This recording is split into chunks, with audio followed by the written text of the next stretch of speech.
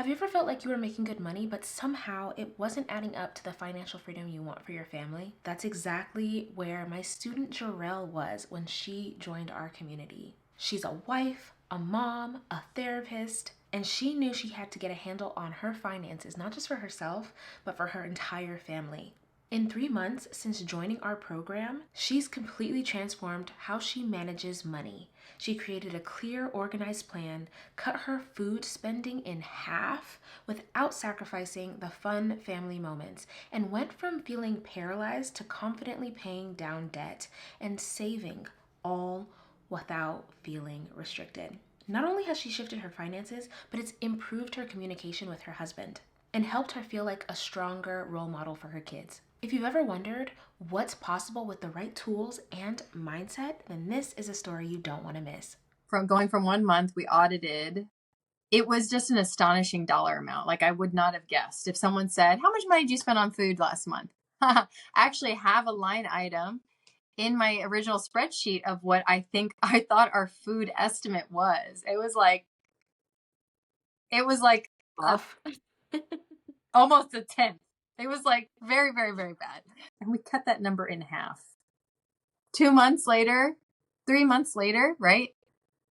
I already feel so different than August. If you're ready to get results like Jarrell, paying down debt, saving thousands of dollars, and having the peace of mind of a clear, organized plan for your money, then book your free strategy session with me. All of the information is linked in the description, and I would love to talk to you about your tailor made path to financial freedom.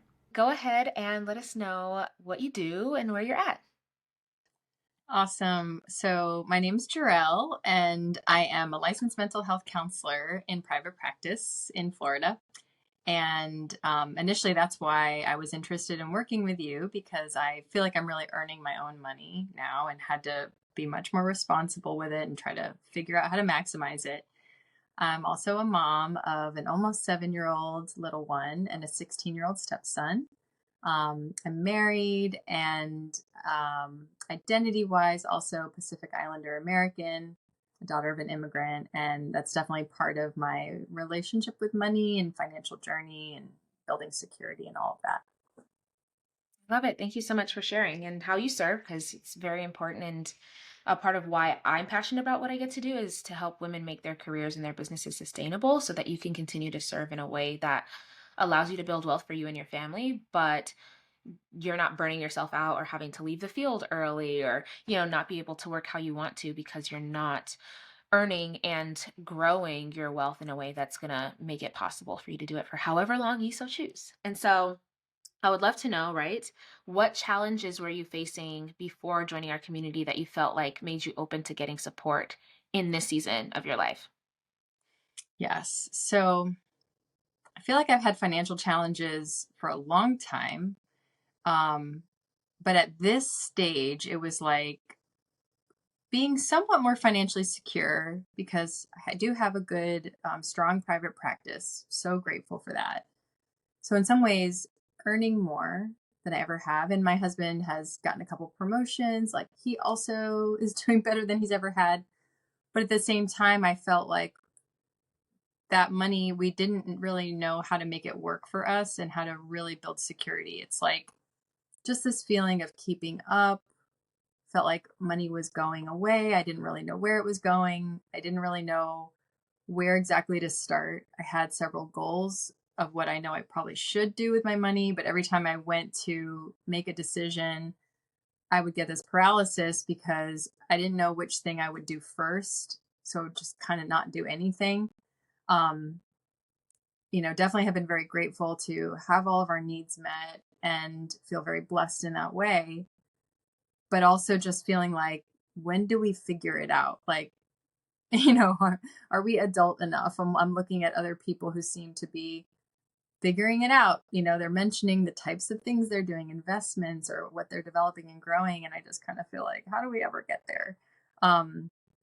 So I've been following your Instagram for a while and sort of just getting these tidbits of maybe inspiration or trying to nudge me in the right direction. And then the timing was just great. I caught you on a IG live and it felt like maybe you were lecturing, or just kind of giving, I don't know if it was like a presentation, you're just sharing, right?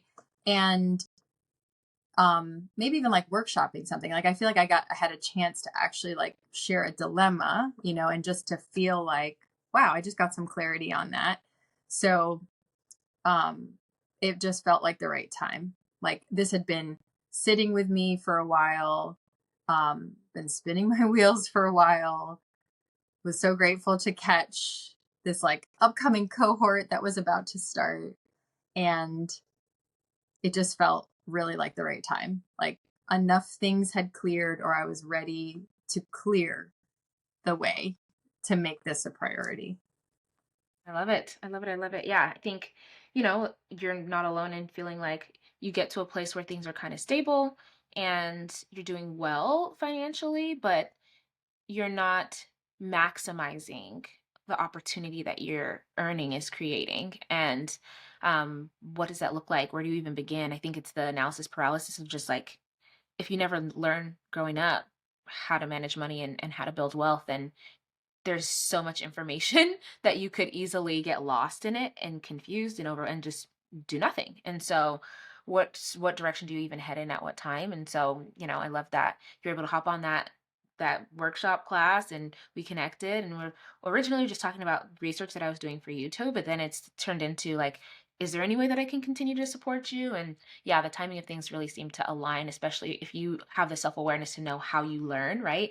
And know that you enjoy, you know, being coached in a community and having like the cohort style situation, because it's not something we do all the time. And so it just seemed like the stars came together and it was like, okay, this is it, right? And I love to hear, like, even though it's just been a couple of months since you've been in our community, like what has changed for you since joining?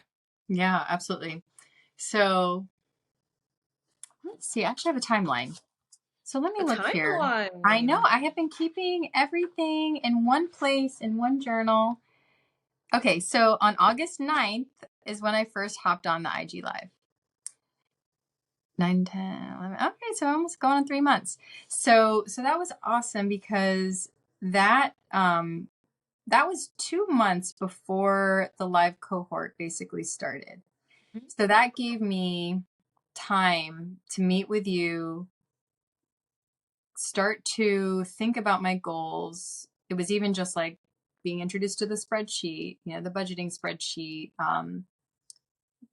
getting the what do you call it, net worth calculated, a starting point, getting started with some of the readings that you recommend, integrating some of that thinking, um, just taking this inventory sort of, a bit of an audit overall of my relationship with money, some of the decisions I was making. And I did an actual tangible audit of some spending, some food spending, which was very illuminating.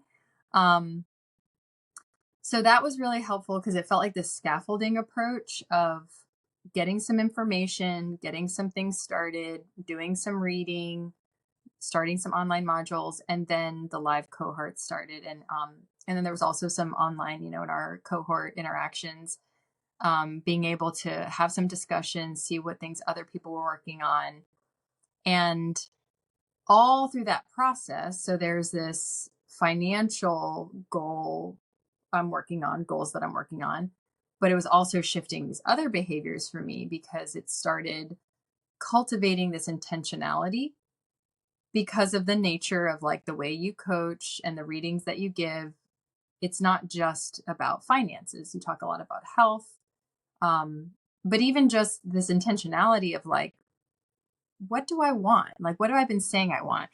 Very simply, I've been saying I want to finish books, and books that are meaningful to me, books that have topics that are important, whether I want to learn something more about them or even for a recreational purpose. So, it just, even that, it kind of got me motivated to clear that space and actually finish some books that have been dusty on my bedside, and dusty in my Audible, phone library, getting more focused without it being pressured, without it being like, you know, too overly disciplined. I think that's something that discourages me sometimes if I, or it's like an assumption I have, probably maybe it's a bit of a lie I tell myself of what programs might be like, that I'm like, oh no, it's, almost like a diet or something.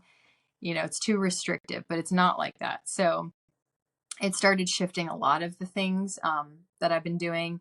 Definitely increased a lot of communication between my husband and I for around our finances.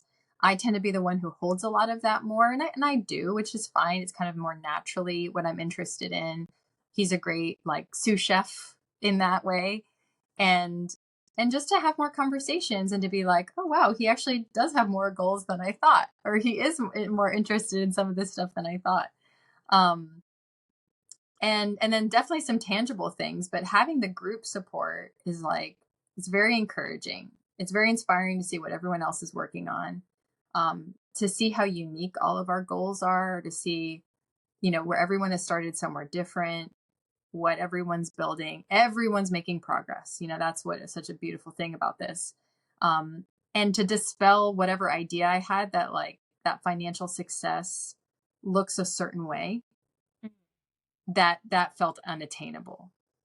Whatever society has told me, or all of our conditioning has said about what that looks like, every time I would see that, that felt unattainable.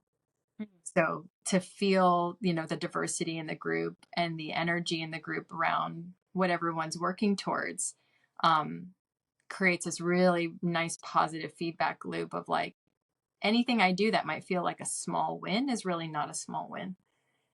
Right. It is a step towards something bigger, and it's very intentional again. So yeah, it's been awesome in so many ways. I could probably go on and on about that, but I think that captures. I love it. No, and when you're saying, even the small wins, even though they seem like they might be like minuscule, I just think of like maybe because I have a toddler, how exciting when you see your toddler doing something new, or your child, even you have an almost 7-year-old, and like they're hitting new developmental milestones all the time. And how exciting is it that you see a subtle change in what they're doing or how they're talking or something that they've been working toward, and there's progress, and it feels, that it's huge because that that's just them layering on these skills that are going to help support them as they continue to grow into themselves, right? And so, we have to get used to enjoying and sinking into milking wins. Because when something small negatively goes wrong, oh, we know how to milk that. Like we Yeah. we know how to make ourselves feel bad for mistakes or, choices that we've made that maybe we aren't really Mm, happy about now or whatever. And so it's like, how can we learn to exercise that skill on the other side when it comes to mm, the progress and scaffolding our own wins into the larger goals and vision and dream that we have for our lives, mm, knowing that it's a marathon, not a sprint. So it's so cool to be able to watch and to see, and why we're very picky about like who we enroll, because it's also like, okay, who's gonna be up for mm, the challenge, who's going to be up for the experiment to do this, because maybe it's not for everyone where they're at. And so I would love to hear, like, you mentioned just like all the shifts that it's helped create, not only financially but maybe like in your relationship, and also, in your own development and being able to like read more. What would you say has been the most surprising thing that's happened that you're like, I wouldn't have expected that this would be an outcome of joining this community, if anything? I think this is an interesting one. So one thing that comes to mind is it's a general belief. And as a trauma therapist, so one of my modalities is EMDR. And with EMDR and lots of therapy modalities, you work on negative beliefs or negative cognitions, right? And so this idea that like there's negative beliefs oftentimes in our just subconscious or unconscious that are kind of tethering us. And I definitely have had a belief. I don't know, I can hone it exactly, but it's something like that's not for me. It won't be for me, something like that. And that there's a lot of other thoughts tied to that, not um, savvy enough, not smart enough, uh, not privileged enough, with generational wealth, wisdom, and access and support. Um, yeah, just like almost as though it's a fate, Yeah. you know, something that not a peaceful surrender to, more like a resigned to. So that I think is really key. And it aligns with, so I'm just over a year sober from alcohol, and for me it's all substances, but specifically alcohol was interfering with lots of things that were important to me in my life. And similarly, I would have this belief with that like, I know I want to change that, but it just wasn't going to be for me. I was not going to be the kind of person who could actually do it. Mhm. And so having proven that to myself was really significant. And that's what's happening in here too, is that suddenly, through all these changes, um, it's a little bit like the 12 steps of AA, where they say, as a result of having worked these 12 steps, like basically you get a spiritual awakening Yeah. as a result, but like you have to put in the work, Mm. and so not to say I'm fully there, but Yeah. but yeah, it's been like a product of the process Yeah. to Yeah. recognize whatever that truth that I thought, whatever that thought was that I thought was a truth is not a truth. It is for me. Yeah. Oh, that gives me goosebumps. It is for you. It is. It is. It is. It is. Yeah. And there's the tactical, like practical things that you do. What we go through the budget sheet. We talk through like what your goals are. How much do you want to save? Like we do those pieces, but unless we do this other work as well, where we're diving into whatever narrative or script you have around money and like where did that come from? What do you want it to be? This practical stuff is kind of like surface work. You know what I mean? It's like putting tape on a broken bone because we Mm, can see some level of progress, but we'll usually kind of revert back to homeostasis, right? To whatever our baseline is mm, of our belief and those narratives until we know that they're there and how they're playing a role in what's going on. And so, what you're talking about, we read the lies we tell ourselves and we identify like what lies are we telling ourselves right now about this?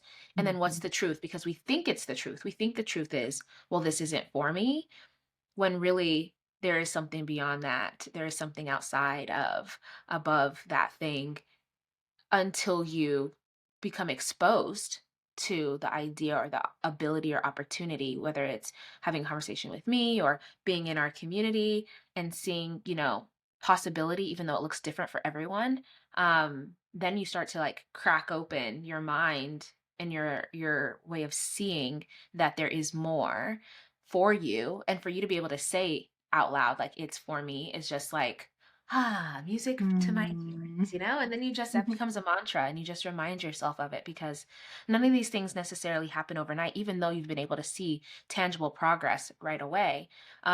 It's being able to almost do the boring work of staying focused, like you're going to keep doing some more boring stuff. You're going to keep checking in with your money. You're going to keep checking in with whatever lies you're telling and getting support. But I love that, it's been able to reveal Mm, some things to you that were beneath the surface that now you can kind of keep your eye on yeah. so that you can continue to move forward. And, I'd love to hear maybe on the tangible side of things. So I remember, I think I got an email from you and you're like, we worked through the budget together, but then you did an audit. And like, how was it for you to do the audit? What came up? And then, what happened after that?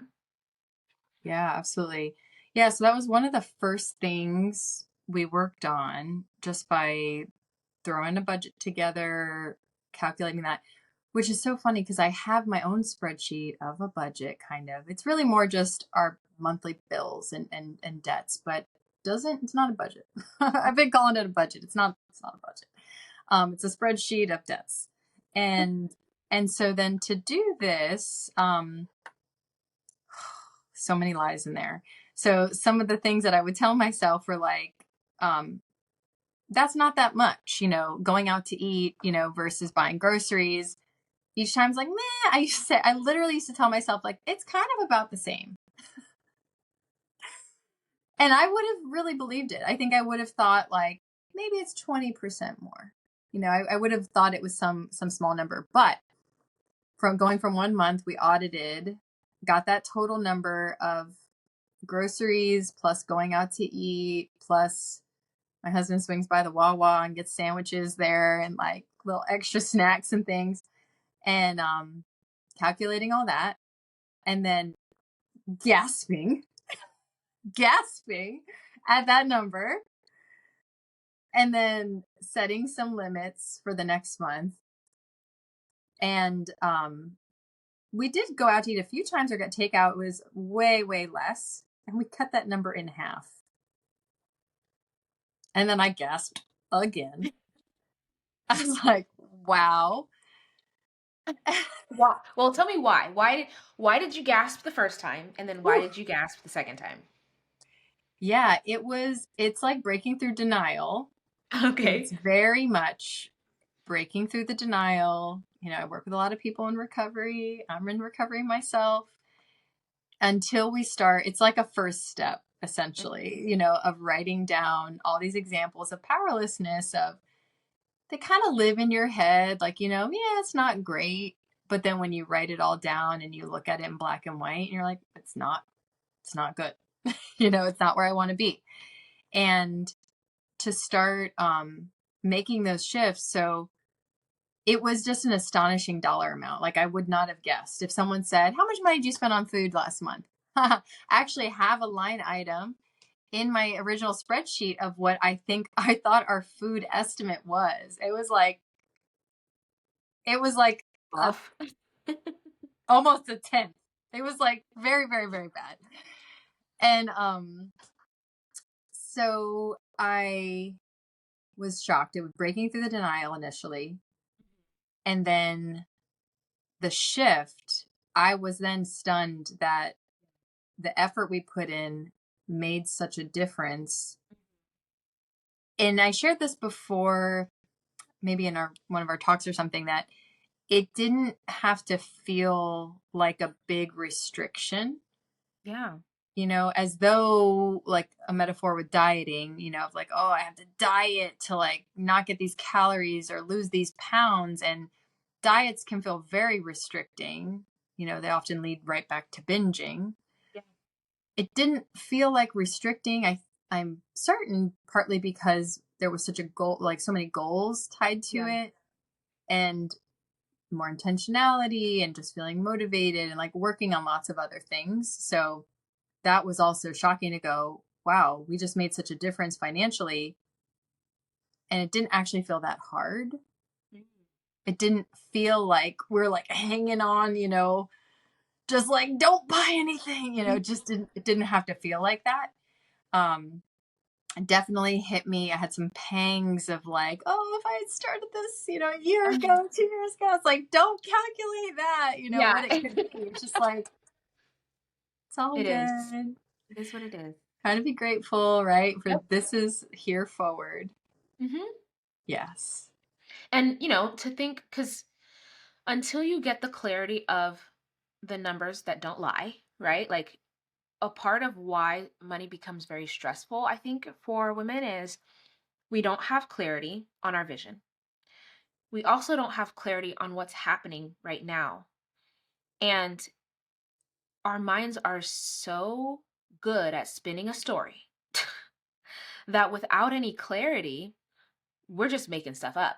We're just making ish up. So our mind is running amok. We're catastrophizing when in reality, if we just have the clarity of like where we want to go and where we're at right now, yes, there might be a gap, but then you can reverse engineer a route to get there and it's much more palatable. You typically realize, okay, there's opportunity here and there's hope. And of course, there's a little bit of pain, for lack of a better term, right? Like a little bit of like maybe some regret or whatever, because we're like, oh, dang it, like why didn't I do this sooner? But that just needs to be energy that's turned into motivation. That like, okay, Mm. it is what it is, and like, what am I gonna do now about it? That when you think about it, if you're like, okay, well, look what we've been able to do. Well, if you calculate moving forward, right? conservatively a certain amount, then that amount can go to your goals. That amount can go to the things that you thought you could never do. Like your, older Mhm. kid is maybe getting ready to go to college soon, and we thought we weren't going to be able to contribute anything to support them. But maybe we can at least do books. Like, can we put $100 a month aside for books? So at Mhm. least, boom, that's covered. And it doesn't have to be like this very all or nothing black or white Mhm. approach that it's like we're always thinking about the gray. We're Mhm. always thinking about what we can do. We're always thinking about what's the opportunity here. And I think that that's just a subtle shift that can make all the difference. And oftentimes when I talk to ladies, like there is money that we find that we're like, it's not about saying like, oh, you need to stop spending money on this. Like I'm not here to say I've never in my life said that to anyone to tell them to stop spending money somewhere. The question is, what is the opportunity cost of spending it here versus spending it anywhere else? And what do Mhm. you want to do? Like where do you want it to go consciously now that you know what's happening? And then sometimes we make adjustments because we want it to go somewhere else. You didn't stop eating out completely. You didn't hate your lives. Your kids didn't cuss you out. Like I'm sure, maybe it leads to some different things as far as like more preparation, healthier choices, more organization, cohesiveness, or family time that is constructed in a different way, right? Um, that there's these benefits that are hidden that we also get to take advantage of because we're being more conscious and aware of what's happening. And I would love for you to share like relationship wise, you talked a little bit about like, how it's affected your marriage. And I think there's always kind of one person who maybe like, is more in the weeds of it, like, the numbers and things like that, but, like, how do you feel like this will impact your relationships moving forward with your partner, with your kids? Mhm. Yeah, I think with my husband and I, it feels it just adds to the partnership. Mhm. Um, and definitely there have been times when I've gotten resentment that I feel Mhm. like because we're not Yeah. talking about it in some kind of consistent or structured way, Yeah. and it can just become one of those things where I feel like I do the labor and he doesn't seem to Mhm. care. And it was really just that we didn't really have a structure about how to have those Right. conversations. Um, it was cool to hear what his goals are, the way, the more analytical way that I look at it, my curiosity of like digging into it Mhm. is definitely more of my style. But for him, he does have goals too. I was kind of like, wow, you have goals around this. So, enhancing that partnership between us and definitely feeling like we hold it together. So not feeling like I'm carrying all the labor of that. And with our kids, I mean, the 16-year-old, we definitely are having more and more financial conversations. He's starting to think about college, and even with our 6-year-old, for him to start understanding a little bit more about value of things, and also for me not to bring any resentment with them, that the way they understand and deal with money is largely just whatever we teach them. Yes, they Right. learn a little bit from the world, but if I'm not having conversations with them or we're not explaining that stuff, they're not Mhm. going to have much of a relationship with it. So I really do love that it's like we hold it together, Mhm. at for them at the age appropriate way. I want them to feel empowered to understand, as they 16-year-old mainly, but starts to build more of his independence in the world and to not feel like he's like free falling like I Right. was when I went to college. Um, and with my friends, I think the big thing that comes up is like wanting the same for them of like what I'm experiencing.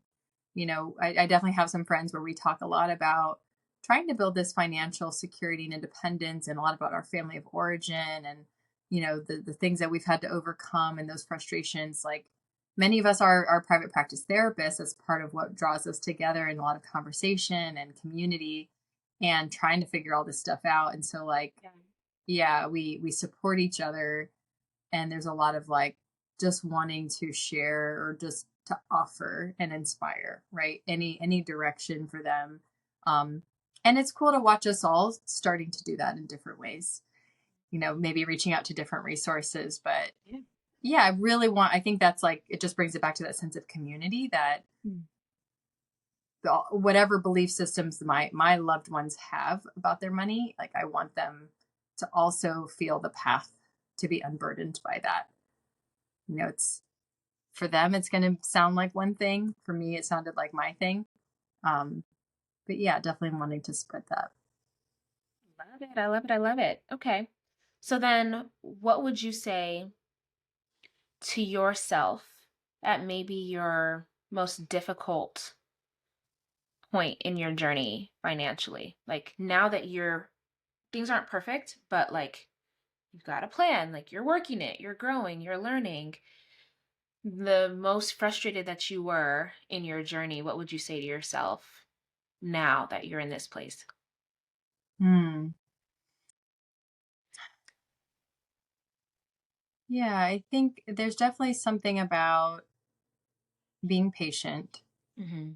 and getting out of that binary thinking of succeeding and failing, winning and losing, and to have patience with that process, to not be stuck in shame. If feeling paralyzed, which I know I did have a lot, right? Yeah. So, like in that feeling of paralysis, probably to reach out and talk about it, to feel a little unstuck, to move it around a little bit, and to build community for sure Okay. because of that isolating, Mm. stuck, shameful hole feeling. It's very hard to see outside of. There's a lot of layers to it too, I think, especially as, you know, I think a lot of women who are quote unquote successful, right? Like we've gone to school, we've gotten the degrees, we have the career, we have the job title. And so it's like, it's not even like just keeping up with the Joneses. It's like, I should be more successful financially than I am right now. Or some narrative that's like, oh, I'm not as far as long as I should be. And really, it's like, hey, none of us ever learned any of these things in school. So we're I don't know if I want to say catching up, but we have a knowledge gap we have to fill.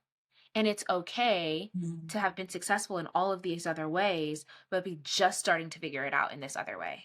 And I think that's what I'm kind of seeing more and more of is like high achieving women who are struggling in this area, but then there's a lot of isolation because it's like, who can they even talk to about this? Because they feel like there's this, I don't know if I want to say facade or this picture that they have to keep up with or a way that we have to present or look because we've been successful in all these other things. So there's no way that we can not be successful over here, you know? And so you saying that, really bringing that word up, isolation and just feeling alone, I think is really, it really makes me think of that and how many women are just kind of like suffering in silence. Some people even suffering, like, I know it's not your situation, but like people like in their relationships, there's not even the clarity in their relationships that they're on the same page of knowing what's going on, let alone like outside with family and friends. So I thank you for bringing that up because I think it's a bigger thing that a lot of people don't talk about. And, with that, I would love to hear what you would tell someone that is thinking about getting support in this area. What would you say to them if they're kind of like, do I say something? Do I try to just keep figuring it out on my own? Absolutely. I think what you were just describing of like, there's a lot of people out there that are kind of suffering in silence or feeling that, which I relate to. And just imagining people, I think particularly women, feeling that way because there definitely is a sense of even more disempowerment around this, right? Even more hurdles and barriers. To just validate, I would really want to validate that sense of despair and this simple thing that community brings us, which is like, I get it. I see you. I feel that. I have felt that. And that feeling doesn't mean it's true. Like what I said earlier about this shift in belief system that like it is for me. I do believe now. I mean, I believe it. I just fully believe it that that has been true all along, despite the circumstances, right? The circumstances have been really crappy and hard at times. And that regret or shame or isolation feeling that like making any change today, because I know something I used to get stuck on is like, it feels too late, right? Because I should be somewhere. So this bizarre thinking then, well, it feels too late to start, which is really bizarre because it's like, well, if you start now, right, you'd be somewhere else. But it just is so disempowering, that resigned feeling. So it's like that regret and shame, it doesn't have to continue being that way, right? So any change we make today, we don't have to be feeling that a year from now or 5 years from now. And I already know 2 months later, 3 months later, right? I already feel so different than August. And I didn't know that I was going to feel that way. Tangibly, lots of things have changed too. So, yeah, and I think the community, right, being a huge part of that, to just talk about it, to reach out, to just like say it out loud to someone. So impactful, so important. And hopefully just what someone needs to hear who's watching or listening. I know that you mentioned having a little timeline. I'd love to hear some highlight reels from your timeline if you want to share, because I think that's super cool. Now I'm Yeah. like, dang, I should tell everybody to make a timeline. Yes. I loved this so much. So one of my organization things was like putting my thoughts and my work from the modules and our meetings and insights and challenges, all that stuff in one place. Yes. Because I've got notes sprinkled in journals everywhere, but I've got my one abundance journal, green and gold. Here she is. And so my timeline, August 9th is when I hopped on the IG Live and you sent me your book, which was just so generous and beautiful and wonderful. And like, I forgot that you read that book too. now to be fair, I haven't finished that one, It's all but good. I've finished the other two Here and you I go. finished some other ones that were in my, but Listen, look at you. this one travels with me and I go into it because it was so helpful to have it be reflected like in your modules, right, or in the lives and in the book. It's like just very reinforcing, of the mindset and the tools and the skills and everything. So August 9th hopped on. A week later, we had a clarity call, which was, I called it that. I don't even know if that's what it's called, but it was like, I so appreciated how you work of like, it was really just for me, and you were really clear about that. Like, this is just a chance for me to help you. Already giving me some ideas, right? Like being able to say out loud, like, this, I never know where to start. Like, this is what I'm stuck on. 11 days after that, August 27th, I wrote out my goals. And we met again and I officially signed up. And 3 weeks after that, September 18th, I wrote my contract. I signed my contract with myself about my commitment, wrote some letters, a letter to myself about a year from now, read The Lies We Tell Ourselves, finished that, which was great. And then started, I did an accountability call, started the live cohort. So then it's basically like once or twice a week, something after that. I gave myself some goals to participate in the group, right, in the group chat, and to make sure, which was very easy to do, but I wanted to make sure that I was going to, stay engaged. Um, so I'll just give a little flash here of what my, Love it. Ooh, it's so pretty. yeah, I love it. timeline. Actually, I started running out of space, so I should have left a whole page for the timeline. Finishing the modules, and You're a rock then star student. I was like, it makes me excited to be a student again. I'm like, I'm a way better student at 42 than I was at 17. Um, I made it through college, but Yeah. yeah, it's just been fantastic. And I do go back and reference, I'm so glad I have it in one place because I'm like, Yeah. oh yeah, what were those? I wrote down the lies I told myself. I wrote down, my vision statement in here, wrote down my copies of my letters, um, notes from watching the cohorts, like all of Oh. that stuff ends up weaving together. And you'll be able to look back on, as time continues to go on and you keep hitting more and more of your goals, having to redesign what you want things to look like because I'm fully, fully, confident in being able to say that you will reach and exceed all the things that you create for yourself because of how you're allowing things to develop. You know what I mean? A lot of it is the lies we tell ourselves are like putting roadblocks in our own way. And when we become conscious and aware of them, we start to replace them. It's like removing those roadblocks and just allowing things to unfold, allowing yourself to step into whatever version of yourself is the most abundant, is the most prosperous, is the most healthy and well, and capable of just showing up authentically and genuinely as yourself, as the abundant version of yourself that deserves all the things, as extravagant or simple as they might be. For everyone, it's different. And so I just appreciate you for allowing me to support you and join you on your journey. It literally is like the joy of my life outside of my family. And Mm. I just never, it never, I know this stuff works, but like every time we enroll another student and every time another student gets results, I'm just like, it's like Christmas every single time I get a message. That's what my version of it is. And so it only is possible because you have chosen to draw a line in the sand in your life and say, I'm going to do something different, or I'm going to give myself my all. I'm going to make Yeah. myself and my vision a priority and see what's possible. And from that there's this overflow that spills into very quickly, right? You've only been in our community for 3 months, right? Into your marriage and into your relationship with your kids and how intentionally you show up in conversations you get to have with colleagues and friends. And so that's that ripple effect to where you are creating a stamp with your life that is going to be felt, right?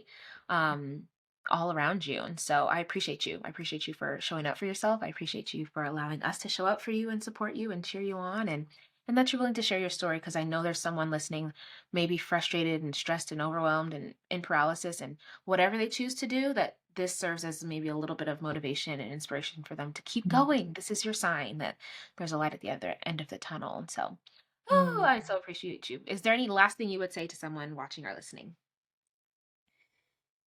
Hmm. Yeah, I think mainly the idea that we are worth investing in ourselves in this way.